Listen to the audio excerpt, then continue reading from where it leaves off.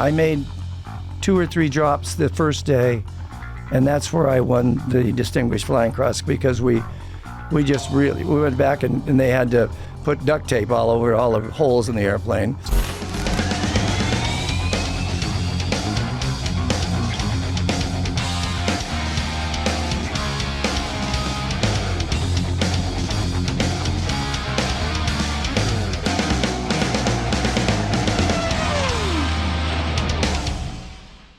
Well, there are show horses and there are work horses, and as the name implies and we all know, the work horses are the ones unceremoniously getting the job done day in and day out. But in society, and admittedly here on the Fighter Pilot Podcast, we tend to focus on the show horses. Well, that changes today thanks to 2 gentlemen joining me in the Circle Air Group studios here at Gillespie Field in San Diego, California. The first is on my side of the table because he's no stranger to the Fighter Pilot Podcast. In fact, you met Rick Hartnack back in November 2022 talking about the F4U Corsair when the movie Devotion debuted, and we had a special on it. Knack, welcome back to the Fighter Pilot Podcast. Hey, thanks, Jello. It's a pleasure to be here with you and Bob and the whole Fighter Pilot podcast audience. Fantastic. Well, I see you got the memo on the polo. Very good.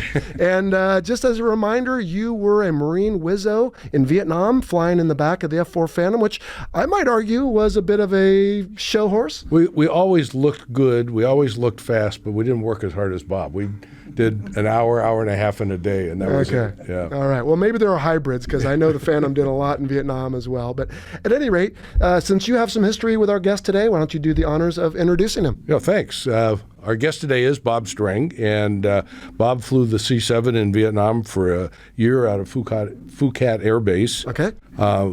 Just in terms of the spirit of full disclosure to your audience, Bob and I have been in family related since 1955, so we've spent a lot of time together over the years. Okay. We actually got together in Vietnam twice, just arranged meetings at the Chulai airport when he was in there to fill up his plane with fuel and supplies to deliver. And our families actually sent us Thanksgiving audio tapes so we could share in the family events while we were gone. So it's great to have you here, Bob, and we'll talk a little bit more about your aviation background as we go along. Yes, good to be here. Thank you. Yeah, for sure. Welcome. Yeah. So give us, if you would, please, a quick overview of your existence, and let's say since your hometown, and then we're going to drill down on some of your experiences in Vietnam. But I know you've got an extensive military experience and then some logistics stuff after that. Yes. I was born and raised in a town south of Los Angeles, okay, called Downey, California. Kind of a bedroom type of community for executives from Los Angeles. All right. And went to high school there at World Warren High School. Had a great bringing up and a wonderful experience growing up in Downey. Went on to, after high school, went on to college and wound up at Arizona State University. Okay. Basically because I wanted to get away from school, away from town to go to school. All my buddies were staying at home, and I thought this is better to go away because I'm a bit of an adventurous. Okay. And went to ASU and went through the fraternity system there, which was a great experience. Have wonderful friends still from that era of my life. And at the end of my college or graduation, Vietnam was going on, and the draft was devastating, and everybody was trying to avoid it. Well, I thought, let's go down to the recruiter, and went to an Air Force recruiter, went to a Navy recruiter, talked with them, did some tests. The Air Force recruiter was really, for some reason, back at me and everything. Want you to get down here. We look like we have something here that's special for you. So he put me through some more tests and then sent me over to this, being at Arizona State in Phoenix, went over to Williams Air Force Base and put me through a physical. What did he do that for? Well, he found out my eyes were 20/20 and everything else was good. You can go to pilot training. Oh, that might be a good way to stay out of Vietnam. No. Anyway, Long story short, he set me up for going to the Air Force officer training school in San Antonio, Texas. If you're in the Air Force and you go to Texas, everything is there. Yeah. Anyway, spent a couple of months there in officer training school, academics, marching, learning how to be part of the military. In the Air Force, if you're marching, it means you've been captured. That's right. Got a good point. Anyway, so learned all of the good things about being an Air Force military officer. And from there, no time off, directly south Texas to Laredo, Texas, right on the border to pilot training for 1 year. And boy, it was, you went to college and you knew some friends that did their master's degree. Pilot training, as you probably can understand in the Navy pilot training, it's like getting a master's. In fact, it's more than that. I would say, yeah. The academics absolutely stunned me. It was this is not just an easy thing.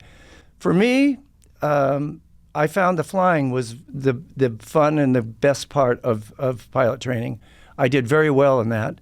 I struggled and had to work my tail off in academics. As a matter of fact, it got so critical getting through the tests that I found one of my classmates, a gentleman from Alabama, a real nice big boy. He was number one in our class.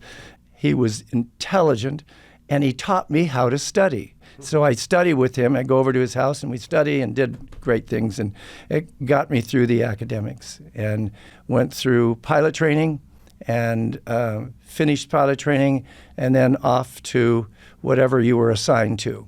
And during that time, you could be number one in your class and wanting to have this beautiful fighter plane or stuff.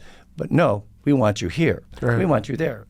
I was middle of the class, upper middle, and I was trying to get a transport because I thought that would be a good slot for me.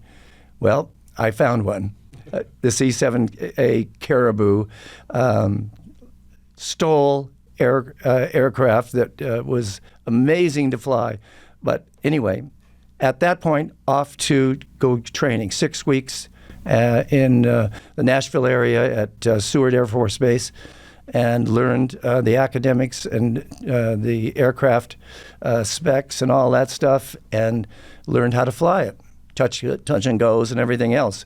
But also learned parachuting, lapsing things out of the airplane. What's LAPE stand for? Low level, across the runway, and a chute goes out and pulls the load out. Okay. And then when we graduated from that, we were sent to POW training. Oh boy. Up in Washington, Spokane, and where you learned how to E&E when you were in the jungle, and et cetera. A lot that did. But they tried to break us by putting us in boxes and doing ugly things to us. I'm not claustrophobic, so I would fall asleep, and I got in trouble for that. So anyway, from there on to the Philippines, where we were put through jungle survival training. And 2 or 3 days of that was very interesting.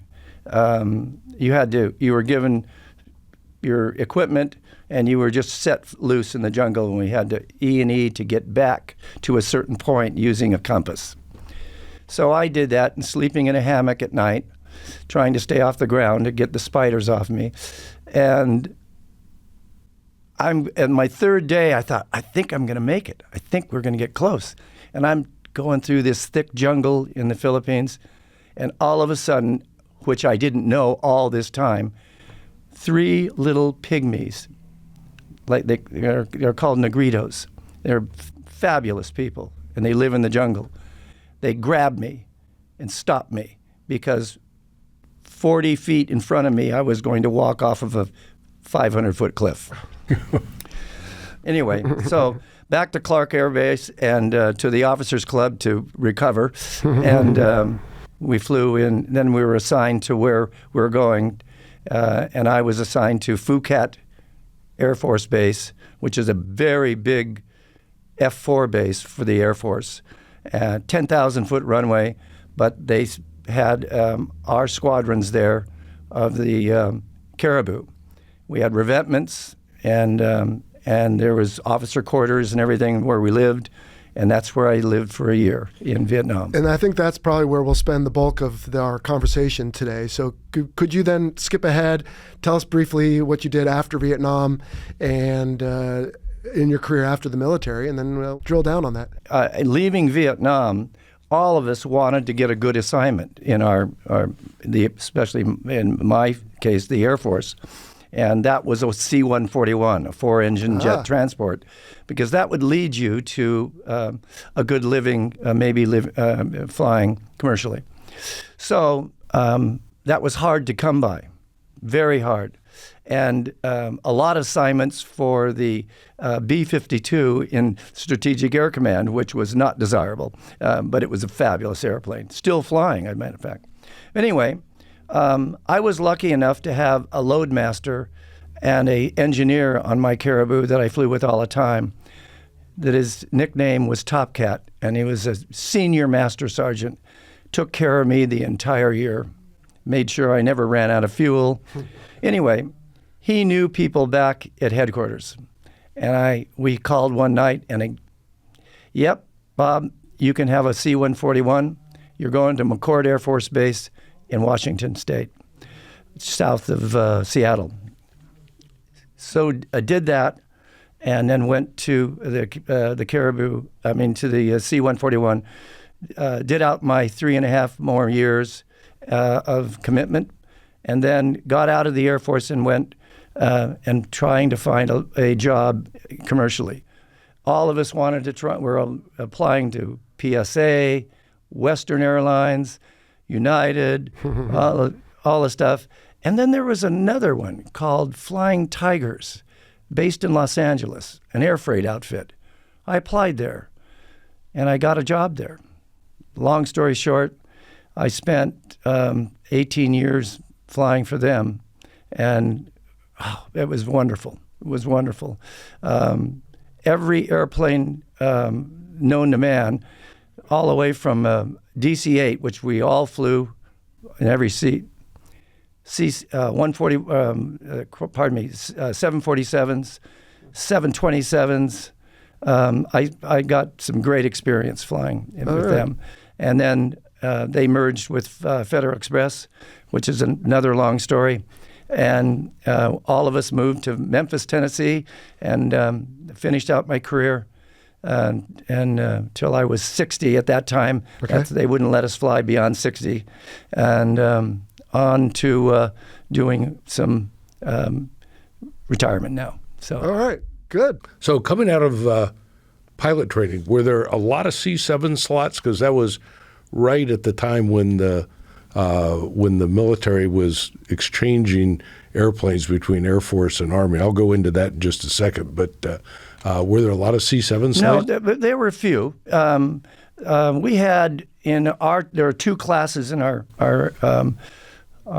pilot training, and each class had 2 slots. I got one, my buddy got another one, and there were 2 in the other slots. So there were 4 of us went to Seward for training at the same time. So just for our audience to bring them up to speed on the C-7. The C-7 was a Canadian-built airplane that the U.S. Army adopted and ordered about 160 of these things.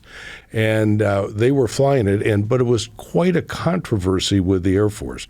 Air Force had helicopters. Army felt constrained in their acquisition of helicopters by that. The Army wanted more domain over helicopters. The Air Force wanted to get the Army out of their mission set, the transport deal. So in 1967, there was an agreement called the McConnell-Johnson Agreement, whereby the Air Force took over all the C-7s all at once, got no pilots out of the deal, and freed up the Army to run their own helicopter acquisition deal. So there were a lot. You were flying the C-7 within a year of when it had been turned over to the Air Force. That's right. And the senior pilots had been brought in from other airframes. Other airframes. Some of them had gone from flying to the Pentagon and other nice desk jobs, thinking they were going to enjoy life, and nope, you're going to fly. Yeah. So there was majors and captains came. Some lieutenant colonels came out, which really enhanced experience in the squadrons. So we could. Younger guys could glean from that, and we all worked together, and that made a very safe, good operations in our squadrons. Did they not take any of the Army guys and bring them over? No. Negative. So, Negative. Okay, Air Force, here you go, and figure it out. Good luck. Wow. Yeah. How would you like to be the Army guy that now suddenly had to learn to fly helicopters? True. Hopefully they got some training. Yeah. So how long did it take you then to become a command pilot? I was in country about 5 months, and I went from the right seat over to the left seat as a command pilot. It happened fast, but you were flying so much that you got to know the airplane and know the operations very quickly. The airplane, a lot of us, myself, I took to the airplane very quickly. I really enjoyed flying it. You had, other than a Cessna 172, had never flown a recip airplane. Recip airplane. And now I've got 14 cylinders on either side of me. 2 of those of R2000 is just amazing. Pratt Whitney's, and more about that maybe later. But yeah. So let's go into your squadron in Vietnam. Which squadron did you fly in? 537th at Phuket. Yeah. And what was a typical day? I mean, I know you flew lots of different missions, but what were some of the more typical missions you flew? It was you would come to headquarters, or our headquarters, at about 6:30 or 7 o'clock in the morning after getting breakfast, and you would find out where you were going. And so 7th Air Force from Saigon would send down what you're going to be doing today. That's where we need you. Mostly in our squadron, we worked the Central Highlands, which is in the middle of South Vietnam. And so you would go over towards, from Phuket to Pleiku. And that was basically where we flew out of a tremendous amount of time. There were other places, and we would go south and north to other places, i.e. sometimes up to Chulai, but sometimes down to even to Saigon, and to Cam Ranh Bay. But Pleiku was our place where we did our work. So were you taking stuff out to Pleiku, or from Pleiku taking stuff out? We would maybe take a load over there, but mostly you're going over to Pleiku empty. And so you take off, and about 40 minutes later, you were at Pleiku. You'd land, shut the airplane down, and go into what they referred to as ALSI, which is a command center for airlift command exchange place. And when you were assigned at home at Phuket, you would get orders to go SAR shuttle as required at certain base. And it's SAR Pleiku, or SAR down to Cam Ranh, or Quy Nhon, or somewhere in there. So they were building flexibility in there for emergent situations, or medevacs, or we're under attack, we need ammo, or yes. Okay. Every day the game plan changed and where they needed you to go. Yeah. Okay. So, but most of the time you're SAR over to Pleiku, and then they would tell you and load you and tell you where you're going, your load, what you're doing, and you'd make the trip. So. Now, Nak, I know you got some questions lined up, but let me interrupt because we have pivoted to video in 2023, which is great. So those watching can see the images we're putting up in post-production of the C-7 Caribou. But some people still listen while they're driving or exercising. Give us a quick summary, Bob, of the C-7. I mean, I have to admit, Nak, when you came to me and said, hey, I've got Bob, we're going to talk about this, I had to look it up. The C-7 Caribou is a light transport aircraft the Air Force got from the Army. Right. It is a STOL airplane. It is about half the size of a C-130, maybe a little smaller, but it is incredibly durable to land and take off in short dirt strips. Can operate anywhere, grass, mud, short fields, everything. So sometimes when we get looking at a 10,000-foot runway, you don't know what to do, you know? Where to land, right? You take off and land a couple times. Yeah. So it was a very durable airplane. Two pilots and what we referred to as an engineer, but he also served as a loadmaster. Okay. And usually these individuals came from other big airplanes in the Air Force, and they were very experienced people, and knowing about the recip engines, which us jet jockeys didn't know about when we first got to it. And you learned how to start these big, beautiful Pratt Whitneys without backfiring them, which was, Sure. You bought beers for that. And you said STOL a couple times, and again, we can Short describe it on the takeoff and video, landing. but short takeoff and landing. Landing, yes. Mhm. Cool. So take us through the start sequence on an airplane like that. I just initially this was really amazing. You get to the airplane, and of course, being in the military, as you guys know, you use checklists. You know? And you have your engineer up there, and he's monitoring the everything and your gauges and everything. And so the right seater would have a start system. So you'd turn the battery on through the checklist, and then you would turn the engine, and each engine you'd start from number 1 on the left side and to number 2 on the right side. And so, but the initial start, you'd have to do 20 blades. So you count them, 1, 2, 3, just to get the oil and up and everything. My engineer always told me, on your walk around, if you don't see oil dripping out of this engine, don't take it. Means it's out. No, yeah, or it's not. Something's wrong. Yeah. They like oil, you know, and they go through a lot of oil. So you turn those blades, and then all of a sudden you would engage the starter, and you'd have your everything on the Caribou, throttles, flaps. All the controls of the engine were up above, not down here. So and you would say, and you'd have everything in full and everything, and she'd start up and smoke and billowing and everything, and she would start up. Luckily, you would not backfire. So, and then you do the second engine. So, and then after that, when you'd go through your different landings and go to Pleiku, et cetera, you would only do maybe 3 blades, you know, and then fire up. Warmed up and ready to go. Warmed up, yeah. She was happy. And you would do this multiple times a day? Yes. Oh, my God. But you had to treat them. I'm not trying to be funny here, but it's like having 2 women as your power plants. You had to be very conscious and say yes, dear, to them. All right. How many hours a day would you fly? Usually on a Pleiku SAR, as we've described, you usually run maybe 5 to 6 hours a day. And how many takeoffs and landings? Usually 10. Gee whiz. Wow. You know, something like that, you know.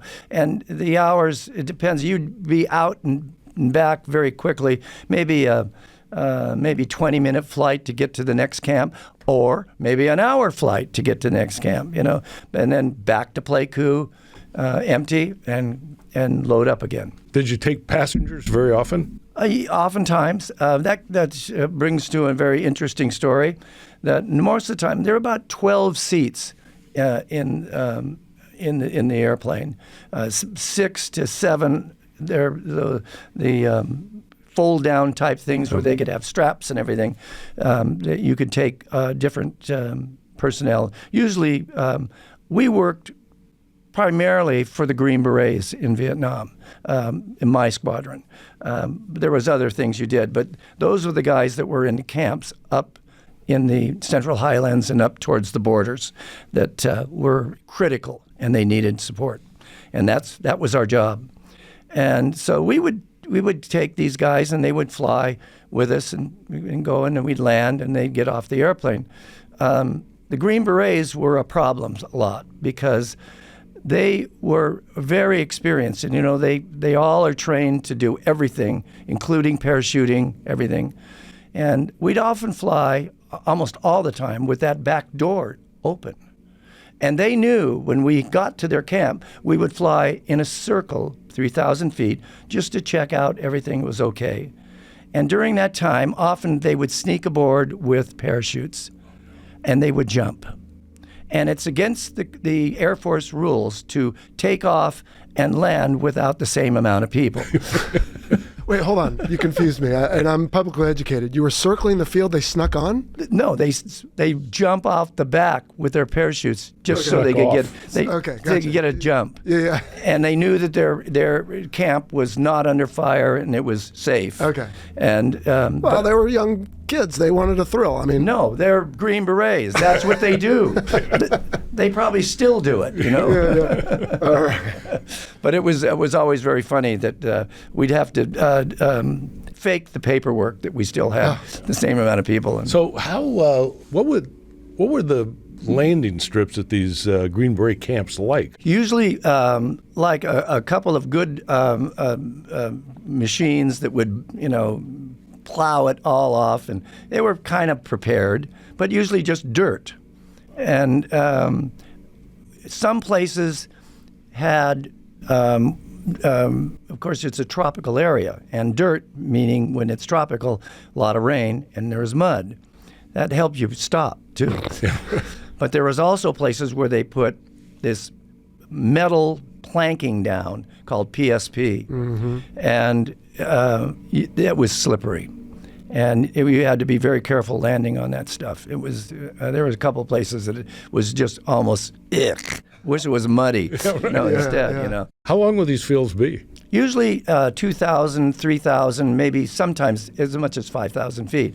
But usually you're about 2,000, 3,000 feet, and you'd just come down and plant it right on the numbers. There weren't any numbers, but we put it right down and reverse and do a little braking, and dust would fly all over the place. And finally, you go IFR for about 10 seconds, and then you'd turn the airplane and go taxi back through the weeds and back to the where their camp was. Their camps were very, very interesting. They were triangle, always triangle. That's the way they did, and everything was underground. They lived underground. They even had ice boxes and freezers and stoves and everything, and living quarters. It was all underneath this thing.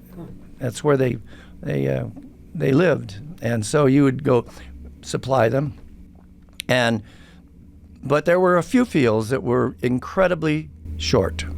One was up where you were, Rick, inland of July, and it was on top of a plateau, and only 1,000 feet long.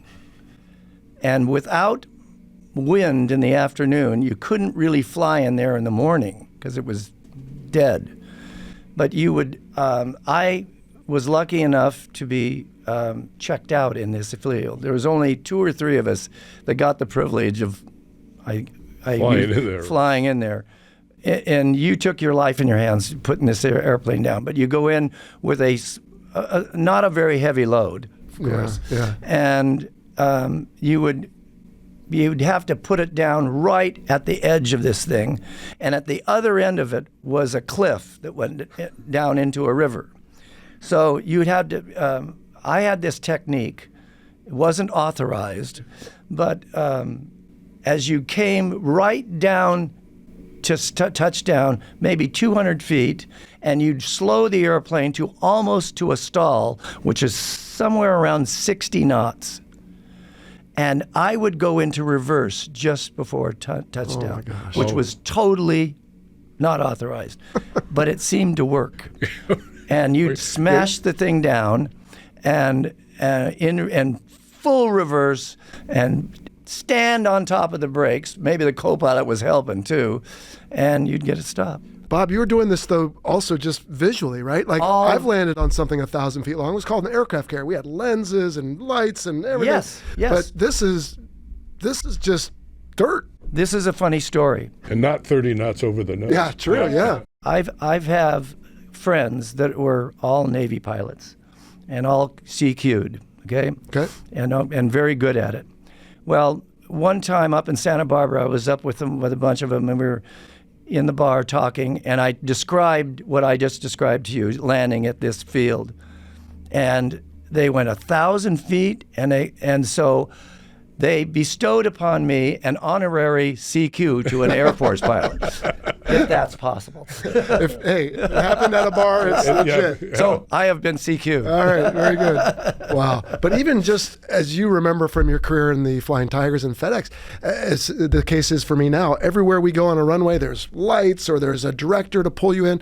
You're doing things on grass and mud and dirt, and Yes. just look out the window Look for out the your window, tips and that's why Wow. the hover about 3,000 feet above before you go in. You make one turn around it. If you knew the airfield pretty well, you would do a little bit of less than that, but and then you go in and put it down. Yeah. And there was ready room talk in the evenings. Hey, I went to this place and this thing happened. Yes. Right? That's some of the yeah. best learning is in the ready room. Yeah, well, and at the facility where you had a few beers too. Had a refreshment. Absolutely. Wow. Crazy. So, ground fire, how big a factor was that in your Ground flying fire experience? was always, small arm fires was always a factor. And 3,000 feet above was the safe zone.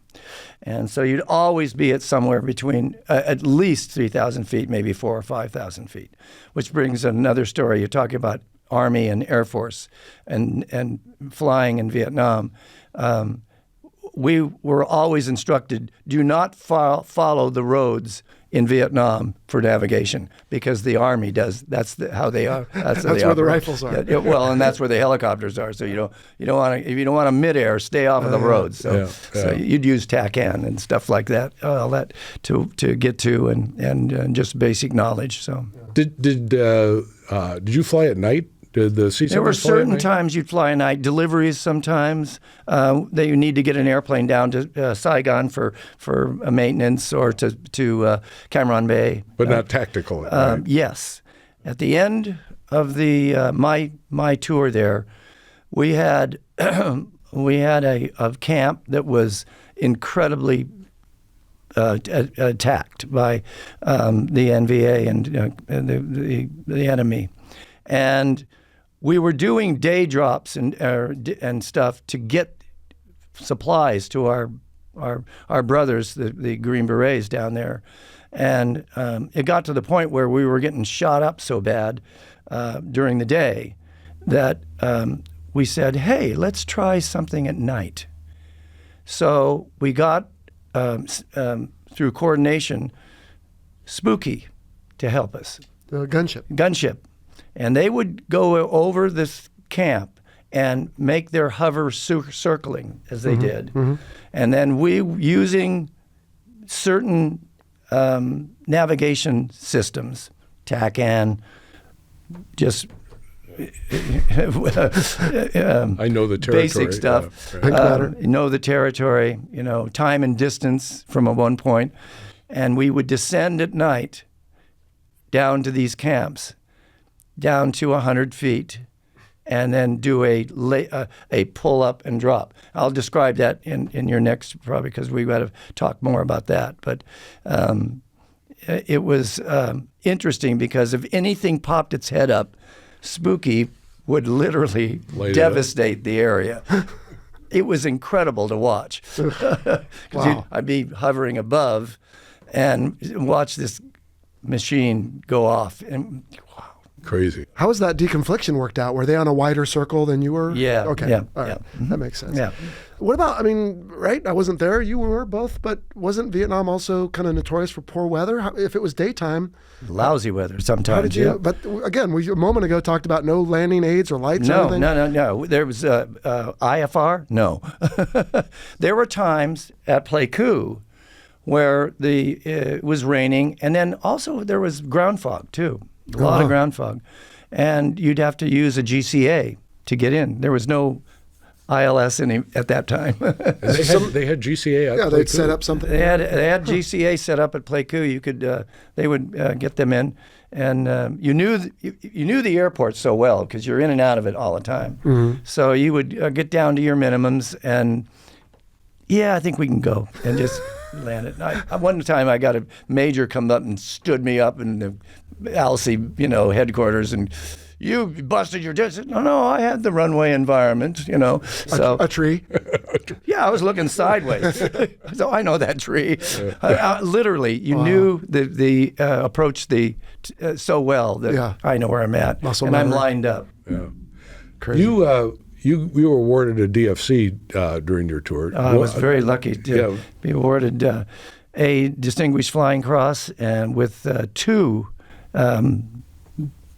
extra ones. So two. Wow. During the end of my tour in April, before I deroast or went home, a small camp, Green Beret, north of Pleiku became just devastated, and it was up in like a box canyon, north of Kontum, and right off of a river, but in a very precarious spot in this valley, and they were surrounded and just getting eaten alive. So we had an operation where we had FAC and fighters. So the forward air controller would control everything. And we would use everything from F-4s, F-100s from Tuiwa, the guys, that whole squadron there. And then, of course, gunships, lots of gunships, and the A-1Es. Star Raiders, Yeah. Spads, yeah. God, they were fabulous. The other radial engine in the crowd. They would 2 of them would be on your wing on the way down to drop, and they would sometimes at the top of they would daisy chain underneath you, and then anything that popped up they would go after, but the most effective machine that protected you on your flight in to make these drops, which I will describe in a minute, were the A-1 gunships, the Army guys. And they could sit right on your wing all the way down to the 100-foot level. And they would just stop and turn and just rip somebody. They were very effective.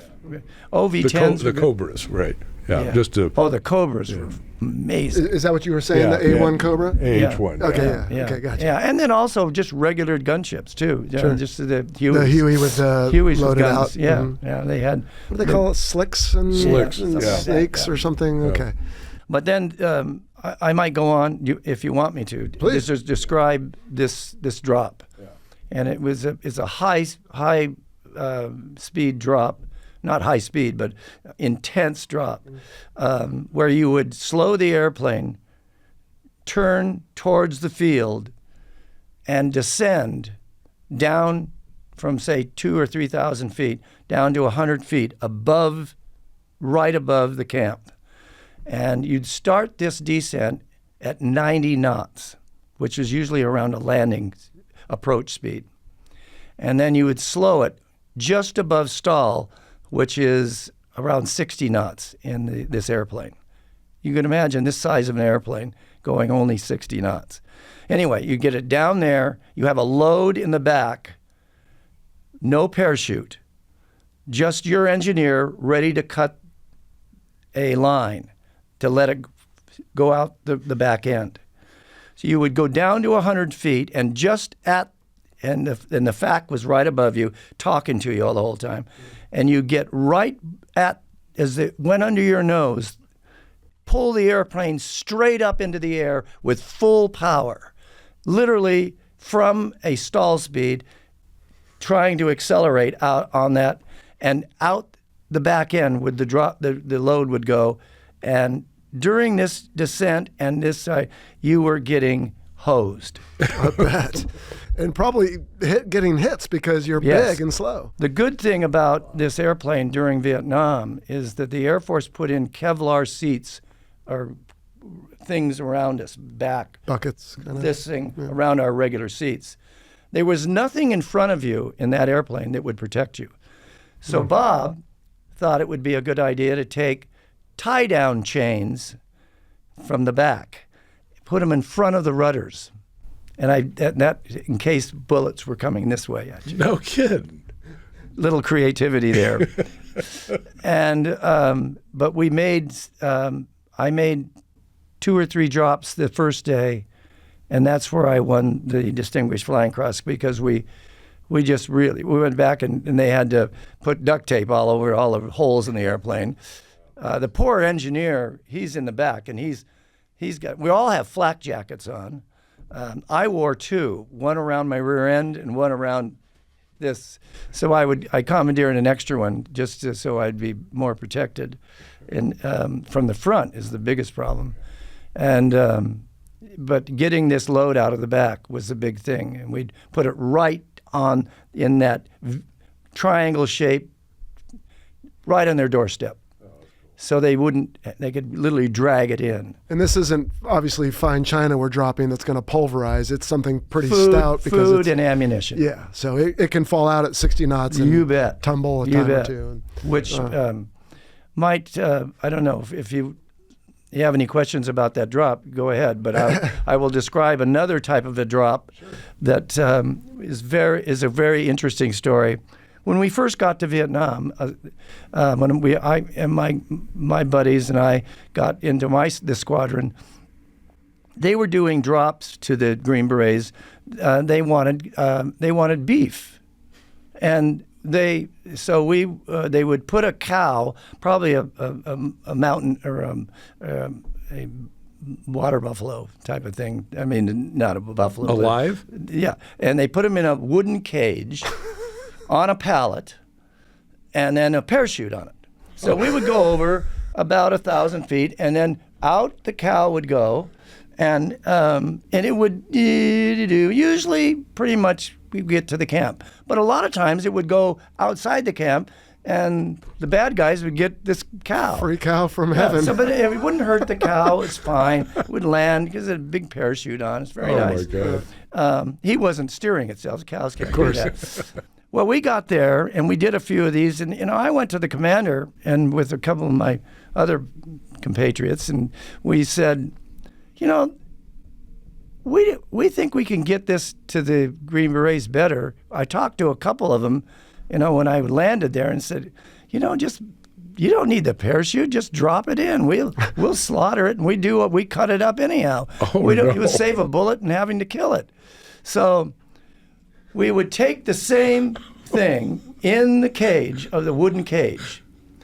Cow would be there, and no parachute, and do the same thing at down to 100 feet, pull up right in front, out the cow would go, bam, splat, right in and the Green Beret says, keep them coming, Bob. This is great. They would cut it all up, put it in their freezers down below, have beautiful steaks for the rest of the time. Keep them coming, Bob. We love them. It was a little thing, and our commanders just did not. If this ever gets out, we're going to be in trouble. It just got out. You've identified a couple different ways that you delivered things, right? One is to land and offload it. One is to do, I don't know what you call that maneuver you just described a couple times. Yeah. And then there was just the regular old flyover, and either people or parachutes would drop out. Yeah. And then at the very beginning, you talked about the low flyby, where the little parachute dragged the it lapes. Lapes, we found that the lapes was so dangerous because of the pallet getting hung up and then you'd be flying with a parachute behind you. Okay. And it was dangerous. All right. So we decided the LAPS is no good. We just do the gravity drop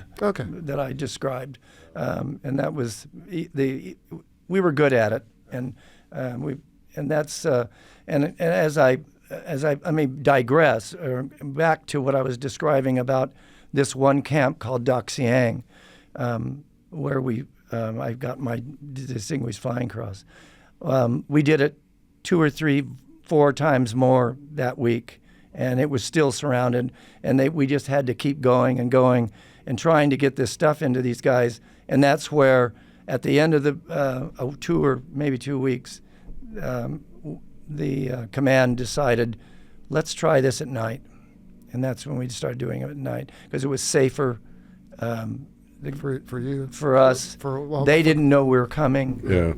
Couldn't see it with lights out. So you're doing this lights out, but this is before night vision goggles, right? None. Okay. What about defenses on your aircraft? Did you have any way to shoot back? Yes. No. I had a Colt 38 revolver that you had a holster and everything. I would literally take it off and put it behind my seat because I was afraid I was going to shoot myself in the leg. We were not trained killers. No, Okay. we delivered. And there was no AC-7. There was no gunship version of the Caribou. Negative. Okay. It would have made a good gunship, though. Yeah? Yep. So on another question along this line, was there ever too much ground fire where you just couldn't go in and do your job? Yes. And we'd find that you'd go in, somebody would go in, or you would go in, and you were really taken. Right, so you go back to your wherever you're working from, and tell the ALSI that we're getting too much fire, or the Green Berets would radio and make sure the 7th Air Force would know that this is a hot field now, and we'd have to stop.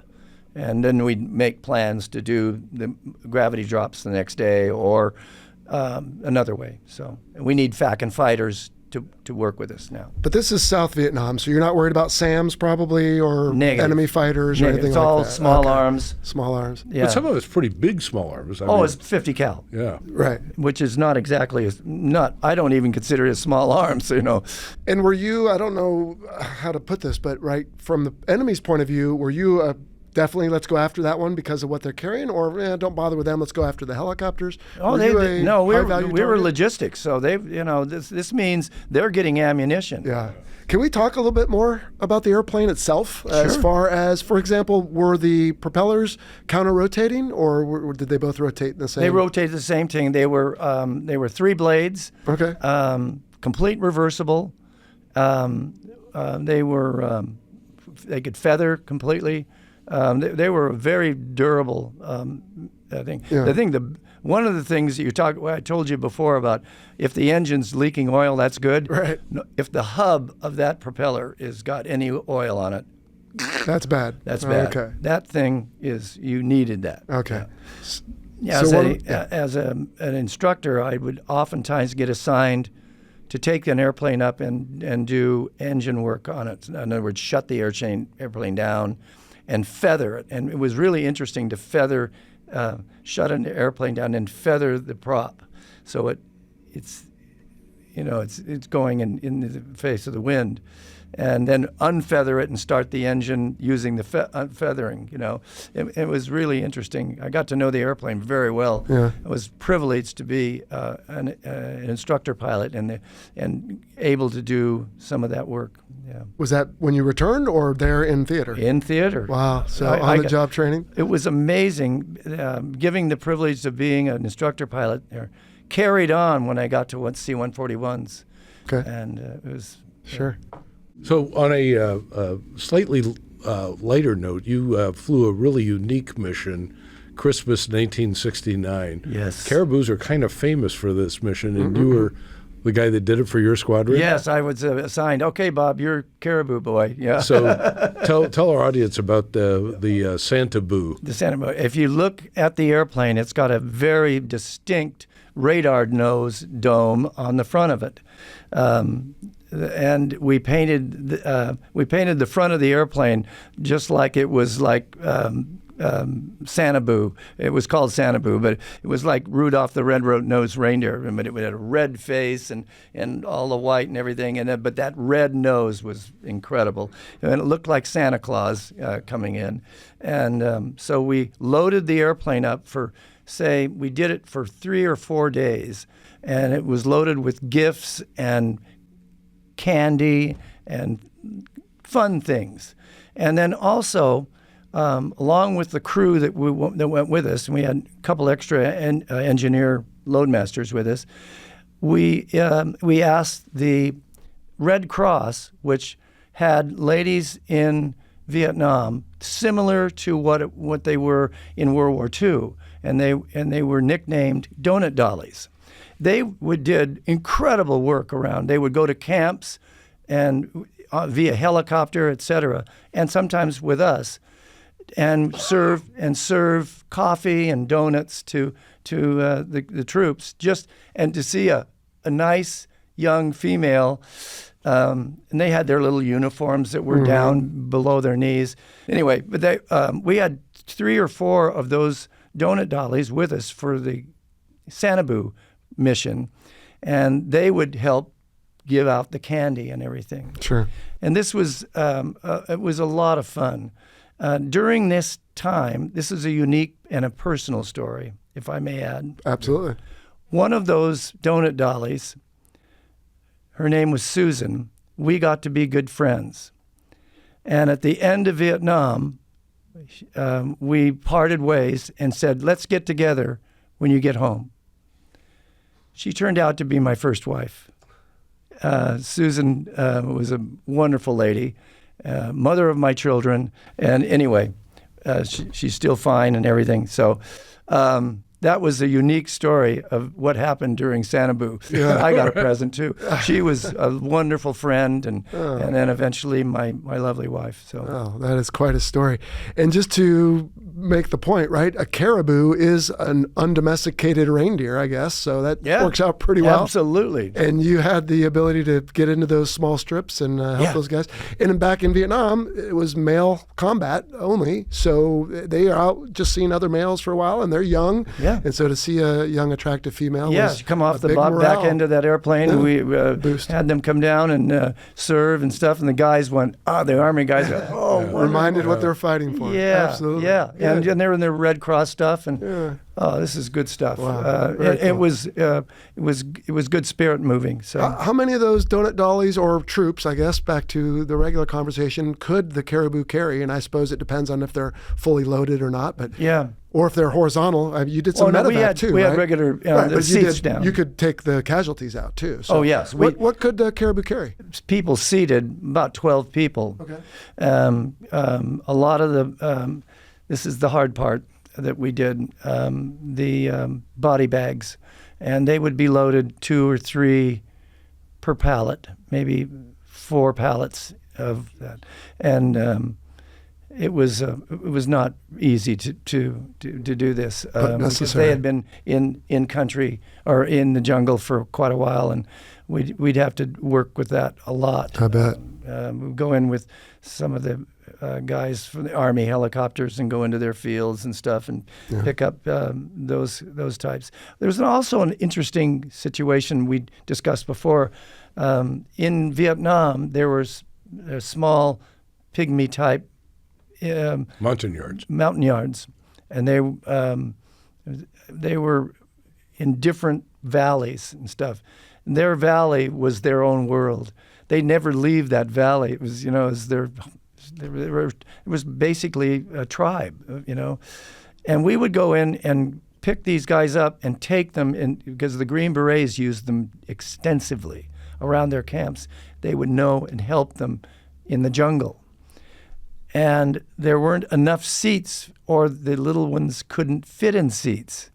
So we would strap 8 to maybe 10 on a pallet. They lay down, face down, straps across the top of them, and we'd take 20 or 30 or 40 of them strapped down on a pallet. That's crazy. I've never heard that. I know it's almost inhumane, but they were so durable and wonderful people. And it was, in fact, one of the places we went into with that Santa-bou was a place, and we gave them the candy and stuff. Wow. And these little people would come out and enjoy us. Bob, you talked about some of the approach speeds. What about performance in general? We can all read online about altitudes and speeds. What did you typically cruise at, and how far could you go? How high would you go? About 150 knots was your cruising speed, maybe 140. And how long or how far could you go at 150? You could go to 1,100. Its range was 1,100 miles. Okay. You could go over to, I'll say it again. We'll go over to Pleiku to just shuttle over there and maybe refuel once, maybe twice, and you'd base your fuel on, we got to carry a big load, so we don't want to carry a lot of fuel, and we got to get back. A lot of times that I got myself in trouble for that. I don't know. Yeah. If you weren't worried about a small runway on a high airport, what could it carry as far as pounds of bullets or food? Yeah. You had to watch. We didn't get into a lot of high altitudes. You're in a very tropical. I mean, you're down to sea level areas.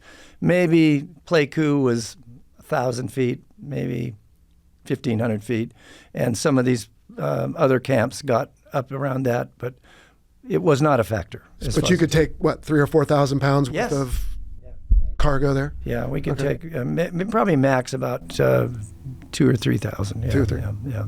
But it was never that much. We were always, these small shuttle things, we were taking 500 pounds, and sometimes it wasn't even weighed at all. You take the whole plane was full, but it didn't weigh that much. It was clothing and stuff like that. Did you participate in the Cambodian incursion? No, my squadron didn't.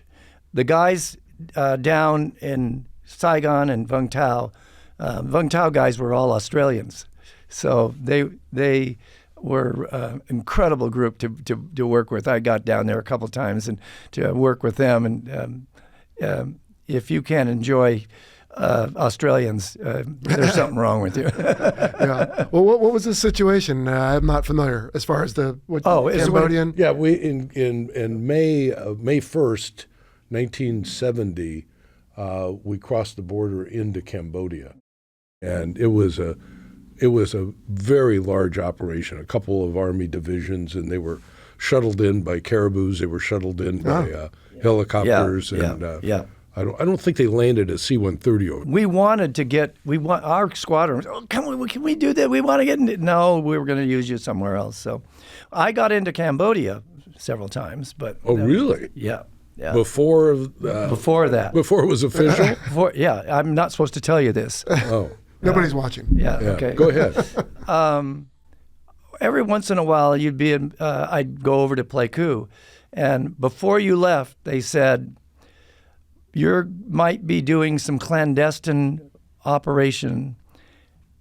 Be prepared to take your uniform off and wear something civilian.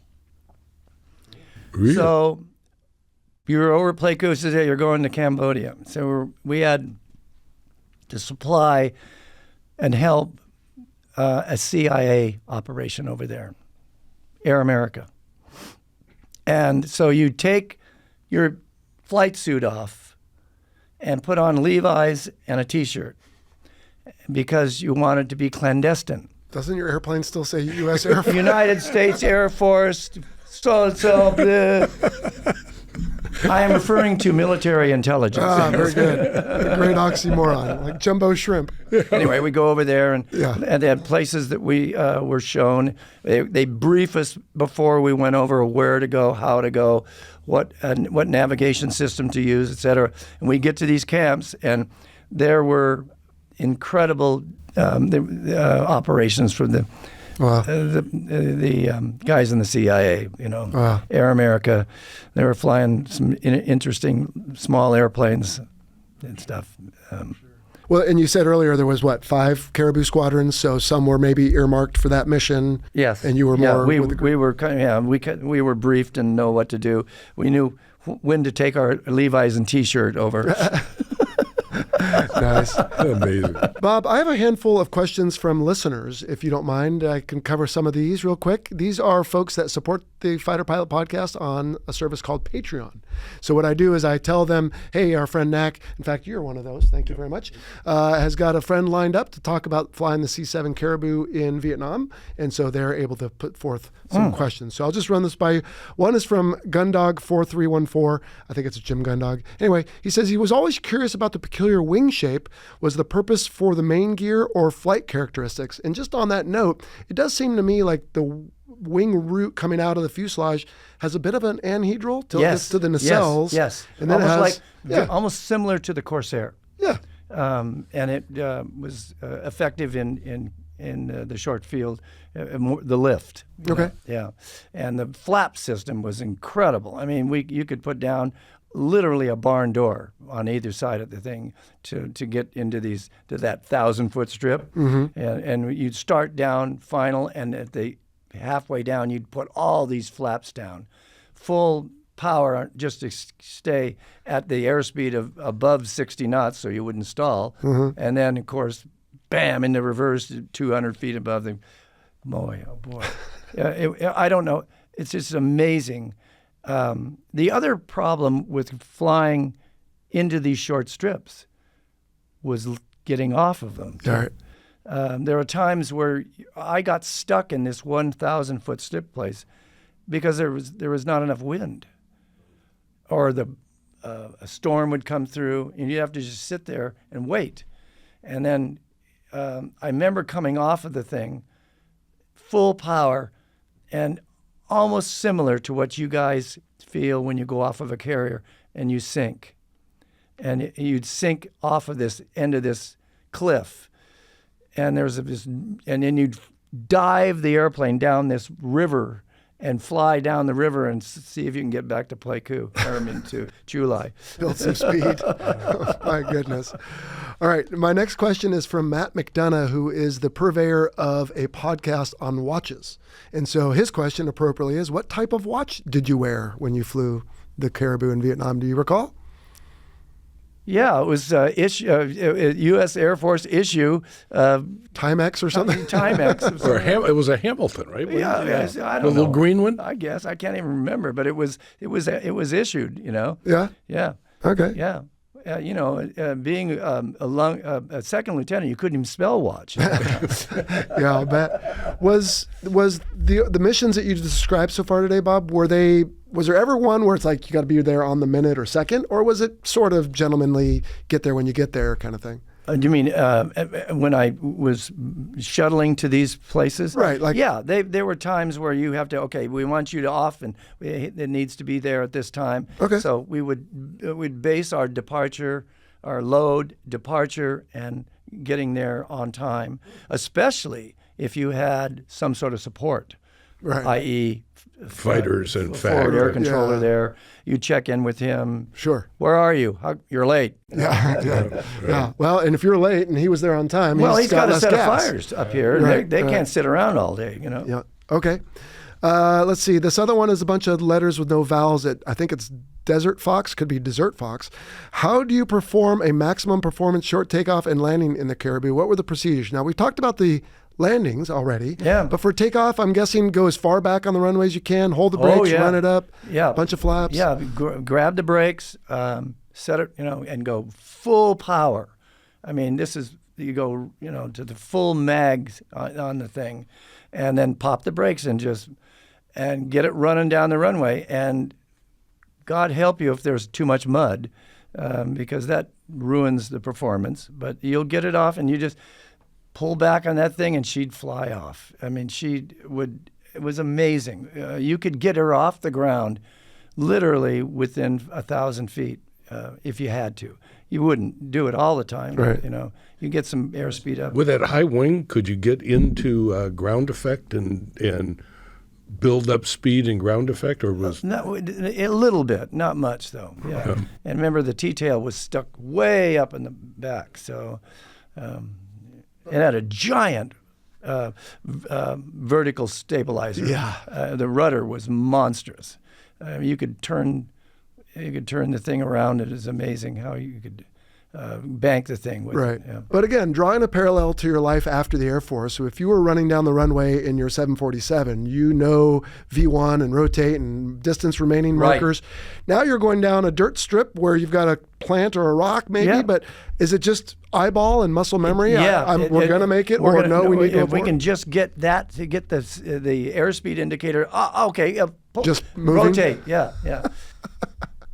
My goodness. Amazing. Were mishaps common? Blown tires. That was Okay. that was a big problem. But the damn thing was so durable. I mean, the gear on it was just amazing. You could pound that thing into the ground. The struts on it, I don't know how it took it. Took the beating. Yeah. Okay. And the nose gear was a little more vulnerable than the main gear, but they took care of two double wheel and main gear, very durable. Okay. John Clark's question, I think you might have already answered, because he asks, how was the reversible pitch propeller capability used in combat conditions? You said earlier you went into that before you even touched down. Yes, it was supposed to only when you touch down, then you hit reverse. And I thought, this might be a nice technique. So I would, the throttle was up here, and you would forward, more powers. But to go into reverse, you had to go up and then pull back on it. And there was not a weight on wheel switch or something? No. So you could do it in flight? So I thought, maybe we could try this. And it worked. And I went right into, bam! What did the person sitting to your right think? You're not supposed to do that, Bob. All right, very good. Niels Hansen, who is an Army officer, says, did you fly Army or Air Force, and do you have any perspective on the transition from Army to Air Force, specifically as it pertained to operations, missions, organizations, tactics, maintenance, and culture? You don't have to hit all those. But we talked earlier about, right, it was a here you go type of deal. Yeah. And so you didn't have any of those Army folks follow you over? You flew Air No, Force, you no. already said, The Air Force did a lot of. They took the airplanes and Air Forced them. Okay. And they turned them, repainted and all that. Sure, stuff. of course. Did their Air Force on the side and everything, but there was a couple of things that they did that just to make it so we understood the cockpit better. But for the most part, it came to us, and we just had to learn this new machine. Your instructors in transition training, when you went after pilot training, were they Army guys or were they also I think, Air Force? as I remember, some of them were, but most of them were civilian.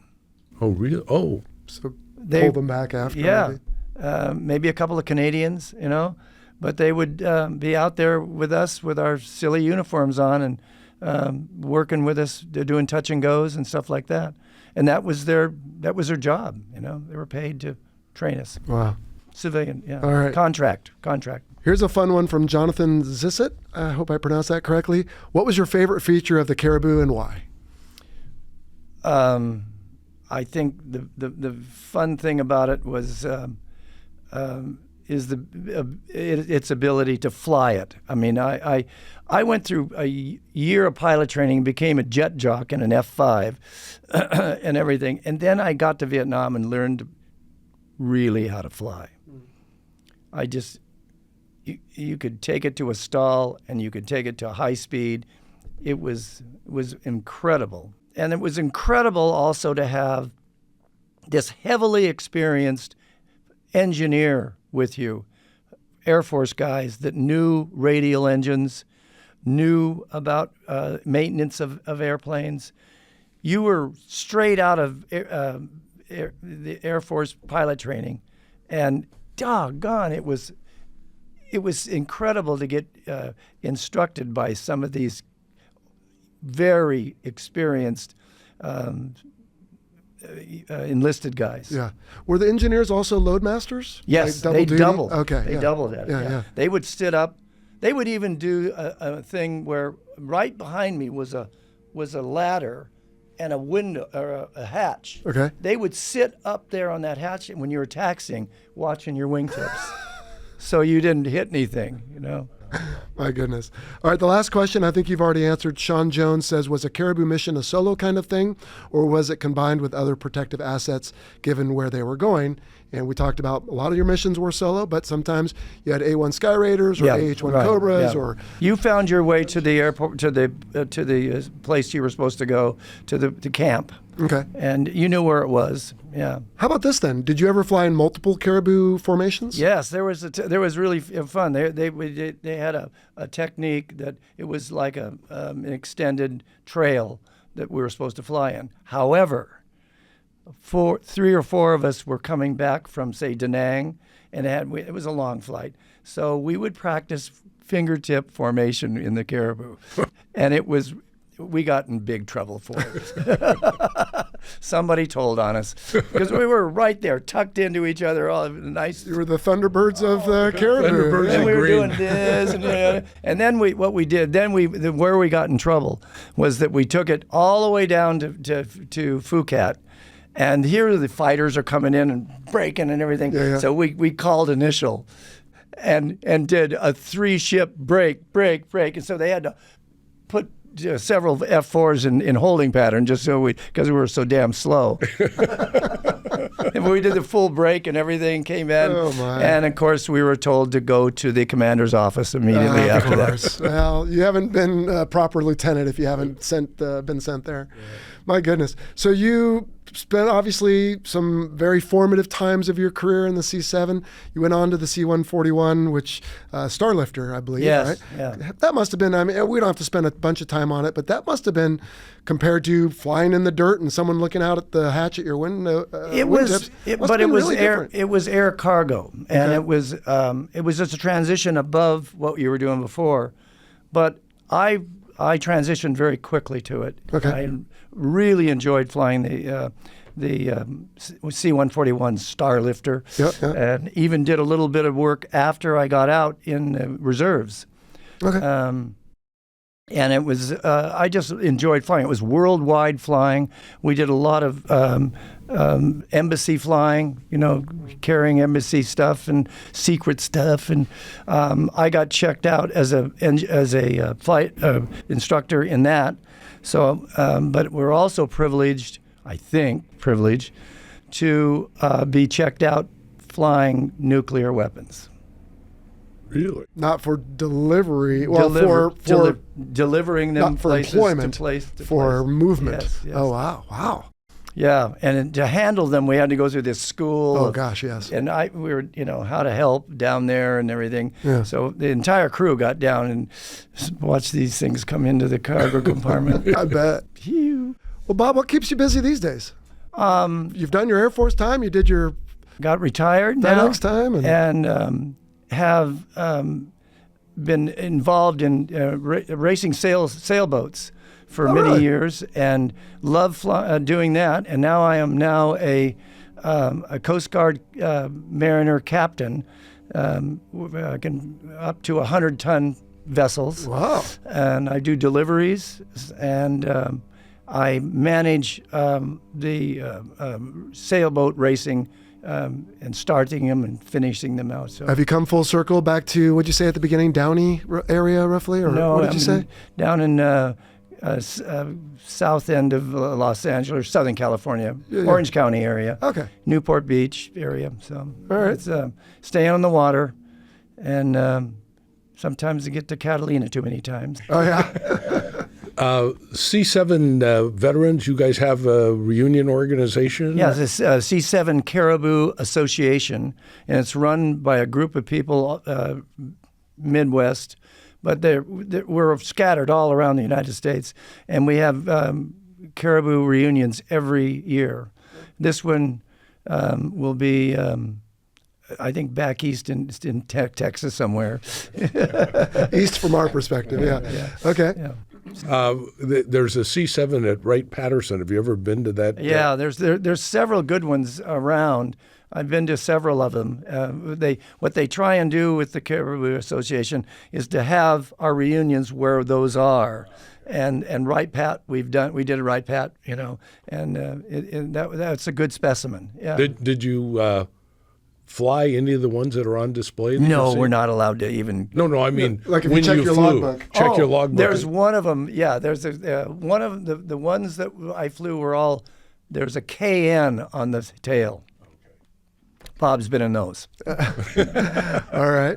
And America was not the only country that flew these, right? Australia. Australia, Yeah. for one. And Yeah. a few others. They worked in a small area down in southern Vietnam called Vung Tau. Okay. And that was all Australian guys. And they got all that southern flights and the Mekong Delta and stuff like that. So. And then after Vietnam, I read that the aircraft was mostly moved to, I think, reserves. Yes. And then at least one ended up back with the Army for their Well, parachute and it's team, a I guess. shame we left a few of them in Is that right? country. Yeah. When it was overrun, it was a shame to leave them there, but they didn't have anybody to fly them out. So. Well, we just did the same thing not too long ago in Afghanistan. Yeah, so we never learned. Never learned, do we? That's another thing we'll get into tomorrow. Okay.